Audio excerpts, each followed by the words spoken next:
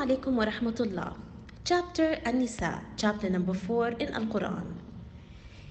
In this chapter, An-Nisa, which is woman chapter, it discusses about and it focuses on justice and mercy, especially with the weak.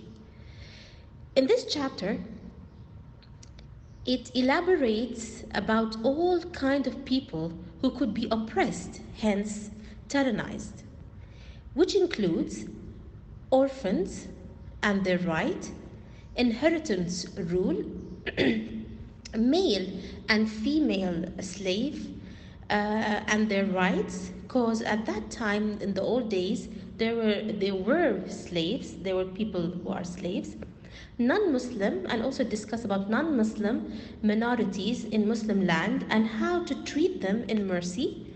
Also it discusses about women, mercy and right, also people and other people who need support, or parents and neighbors and etc. So the first step towards justice begins from home. So fairness with your wife, which is the first step of mercy, of being justice and merciful. While reciting chapter An-Nisa, it starts by saying we are all descendants of one person, hence to emphasize on justice. يا أيها الناس اتقوا ربكم الذي خلقكم من نفس واحدة. And then the chapter goes again and emphasize on woman right. وعاشرهن بالمعروف, live with them with kindness, which here doesn't only mean being justice to women, is to bear hurt by them, and not only that, it is to treat them with patience and tenderness and to soothe their anger. And it warns men not to take back any of their dowry or force her to pay any money out of oppression, and it will be an evidence of sin. Then after, in the chapter, it mentions two things that prevent a person to treat people with mercy and fairness. The first kind of people are people who are misery, al-bukhl, al-bakhilun, and enjoy miserliness on people and conceal the bounty.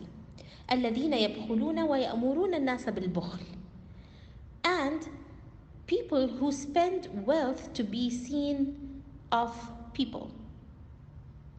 Those are two kind of things that can prevent a one being merciful and fair.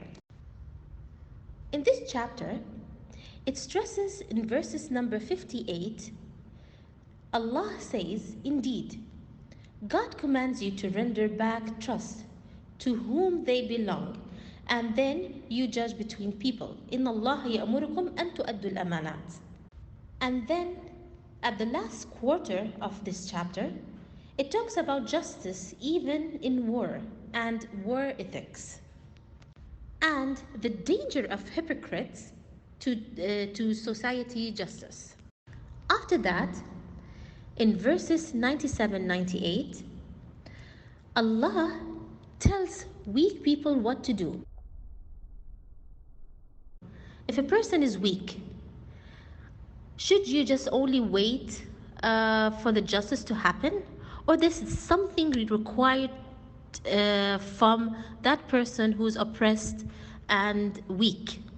So what is required from that person is to change their status. That God's earth is so spacious and big, ardullahi wasi'a. So he can immigrate and change his status. You don't just sit and wait. There is a room for changing. You can change your status. You are not only weak. You can go to another place, try a new thing, experiment new thing, have new challenges. Don't fear from a person who can oppress you. There's always a room for a change of your status. And Allah's earth is so spacious. You can immigrate where there's justice and there's windows of opportunity. Point in this chapter, it contains the biggest number of verses ends by God's attributes.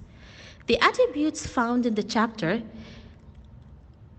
are the all-knowing, Al-Alim, the all-wise, Al-Hakim, God's power, mercy, and forgiveness.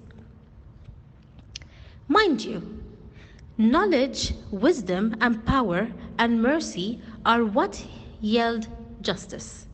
So those are the, as they say, the magic that how justice can be done by having those attributes. Be knowledgeable, being wise, powerful, mercy, all those can yield to justice. I hope this chapter is easily explained, and see you with other chapters. Assalamu alaikum wa rahmatullah.